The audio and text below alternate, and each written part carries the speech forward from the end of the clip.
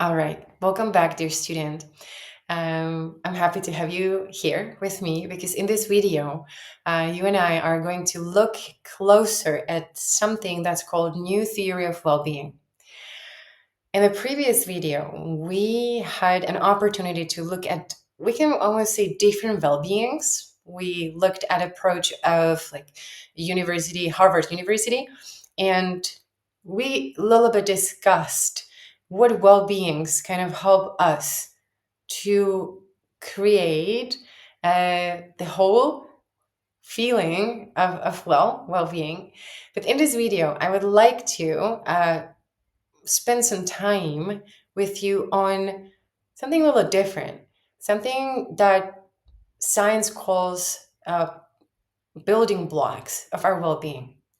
These are also area of our life, but rather than different well-beings or parts of well-being, I would like us to look at these as those area of our lives that help us to generate our being well. And in 2011, Professor Seligman, in his amazing book, Flourishing, published a new theory of well-being with acronym PERMA. PERMA hides 5 different building blocks that, according to Professor Seligman, help us to generate our well-being. And those are: P stands for positive emotions, E stands for engagement, R for relationships, M for meaning, and A for accomplishment or achievement. In 2019, Professor Donaldson has expanded this theory with 4 more building blocks, and thus with physical health, mindset, environment, but also economic security. And in 2023, after doing some measurements and teaching a lot of well-being education for our students at Charles University, my team and I have proposed another 10th building block that seemed to be very crucial for you, for university students, and that is authenticity.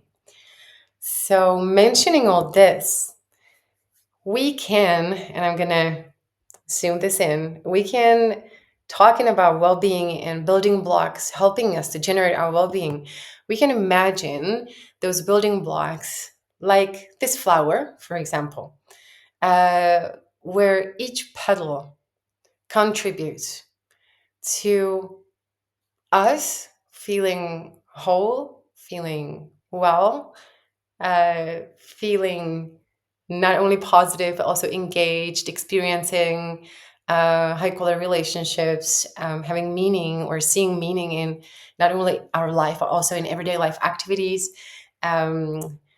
experiencing achievement or accomplishment, and but also having a good physical health, mindset that serve us, living in a good environment, and feeling economically secured and showing up as authentic. So I do hope that you like this flower, and I also believe that now it makes sense why I'm posting flower on the screen during our each video. But new theory of well-being basically helps us understand that there are crucial areas of our life that if we care for them, if we become more self-aware in those areas, there is a lot that we can do to build our well-being, or if you like, to have our petals to grow in our flower. So not only in this video, but mostly for the rest of our course, we are going to look at some strategies that help us to build well-being. We're going to look at theory. We're going to look at activities or evidence-based activities and tips that science shows us or present as effective for generating our well-being. but we're also going to focus on each and every petal of our well-being flower. So let me please remind you again, and I hope that you enjoy also the ping words. Those are translation for our Czech students in Czech language. But let's look again at building blocks of well-being that help us generate our whole being, or feeling well, feeling good, feeling right. And those are positive emotions, then engagement, relationships, meaning, achievement, physical health, mindset, environment, economic security, and authenticity. What we love to do with our students is we like to reflect on each petal of the flower, uh, on how do we stand right now in these areas of our life. Here is something that can be called a well-being wheel. Let me again zoom in so you can see that better. But here you can have your well-being wheel with 10 different arms, or potentially we can say also petals. And on a scale 0 to 10, I would like you to think for now and reflect on how are you doing in all these different areas, just to get a sense of what your well-being looks like right now. So talking about emotions, here we're more focused on positive ones, meaning do you feel like you do experience positive emotions? Do you feel like you feel calm, and do you feel like you feel safe in your life? Do you feel like you experience joy, pride, and awe? There's like so many positive emotions, not only joy. But yeah, how are you doing in positive emotions? Do you feel like you could use maybe more positive emotions, or are you satisfied? Are you happy in this building block of well-being? Then we have engagement. How engaged on a 0 to 10, and I forgot to say, and I apologize for that. 0 is the point we give ourselves when we don't feel good in that area of our life, when we would like to work on that area, or we would like to reflect or do some changes, or we don't have to even do any changes. We just feel like we're doing better in other areas, so we can rate this particular building block lower. So 0 basically says I'm not super happy, and 10, uh, if you like, we can say I can't be doing better. It's like I'm doing awesome. I'm very happy in this area of my life, and I'm very satisfied. So number 10 is the best, the highest number you can rate yourself with, and number 0 is the opposite. We are not very happy about how are we doing in that particular life domain right now. So engagement on a scale 0 to 10. How do you feel engaged in your everyday life? How do you feel engaged in your everyday life activities? How engaged do you feel at school? How engaged do you feel, or how deep your engagement is? Well, for example, when you're doing your hobbies, and also if we talk about the depth of engagement, do you experience flow, meaning that you lose track of time, you lose track of uh, what's the day, where you are at, and you're just fully consumed by the activity that you're doing. So that's engagement. But then we have relationships. How are you doing? How would you say on a scale 0 to 10 on relationships, in your relationships? Are you satisfied with your relationships? Again, it's a summary of all your relationships, including relationship towards yourself, including relationship with your classmates, also relationships with your teachers or professors, also relationships with your family, your spouse, your loved ones, people in your community. We're going to talk about this a little more, but yes, relationships, but also relationships with animals, pets, nature. So how would you rate yourself in relationships? But then we have meaning. Meaning is not only about how meaningful you find your life to be, if you feel like your life has meaning, but it's also about seeing, or I would almost say revealing meaning in everyday life activities. Uh, because oftentimes the meaning is there, but oftentimes we just forgot about why we are doing what we are doing, or we don't link it to the greater purpose or meaning in our life. But mostly, like many activities we do, contribute to what's important for us. So, do you see meaning in everyday life activities, or would you say that you could work maybe on this a little more? Then we have achievement. Achievement, I would like us to look at achievement or accomplishment not only from the long term perspective and not only from the perspective of reaching or achieving big goals, but also the smaller tasks we do every day, like you have prepared yourself a healthy breakfast and you found time for yourself to eat that breakfast. That's also achievement to me. Or that you have found time in your calendar to incorporate or you squeezed in some activities that you enjoy to do, or you relaxed this evening. Those all are also achievements. Or you fixed something that was broken in your dorms.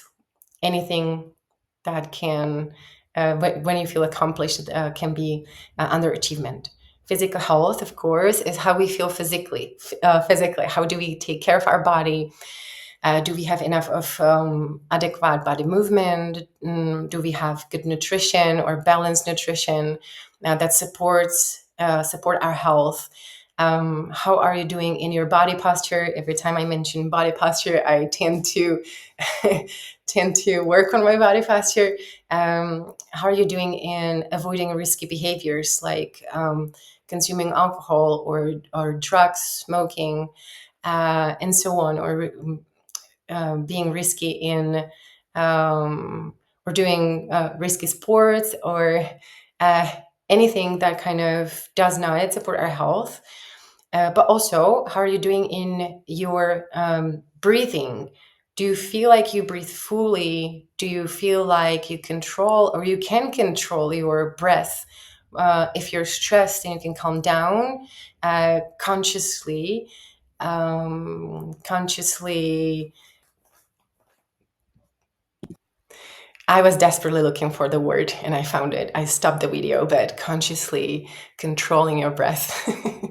Mindset. How would you say that you're doing in this domain of your life? Meaning, uh, does your mindset serve you?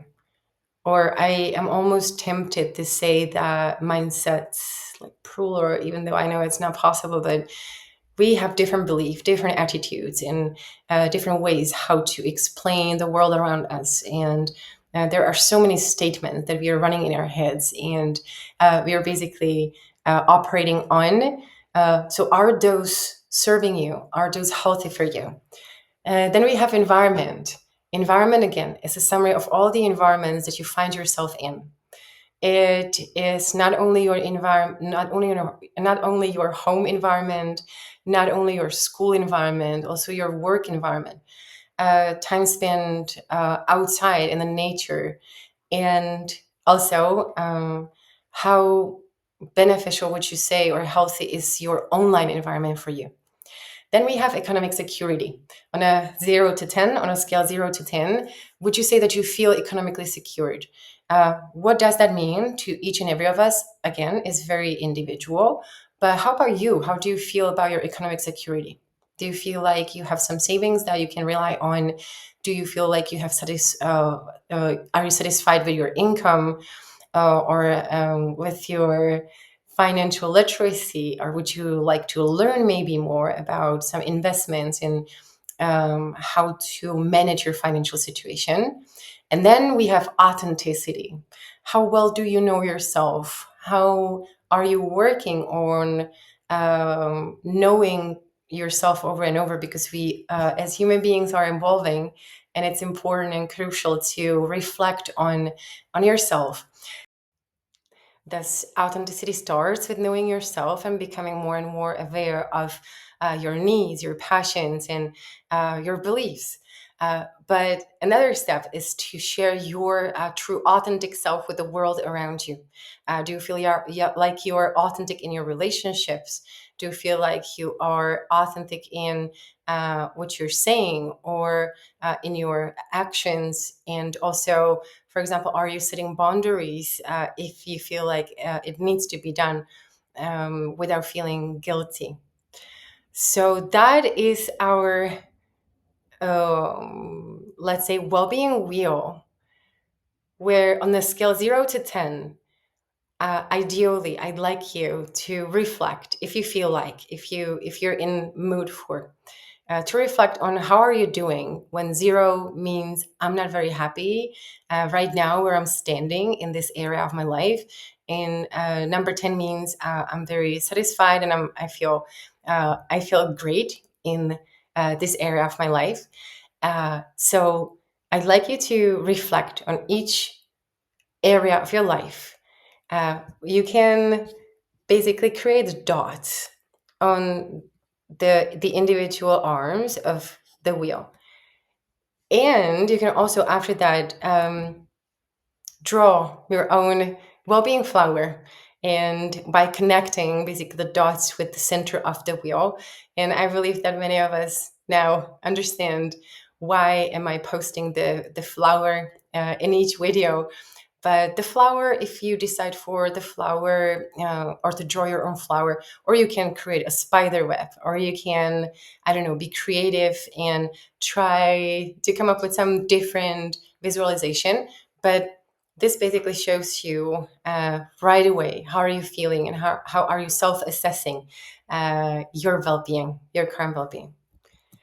So thank you so much for spending your time and investing your time into learning about new theory of well-being with me in this video.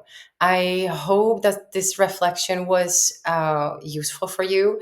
I do believe that reflecting on all the important areas that help us to generate our well-being can be extremely beneficial. It can be very helpful. But I also believe that while looking at your flower, your well-being flower now, there can arise a question. What now? What now if I assess my well-being and maybe I'd like to, I don't know, work on some petals to make them a little longer, or I would like to maybe explore some areas of my life deeper into, or to look at why is the petal so short, or you can also be as well interested in the areas of your life where you're doing well in the longest petals, and you can ask yourself, okay, what can I do more to cultivate this area of my life?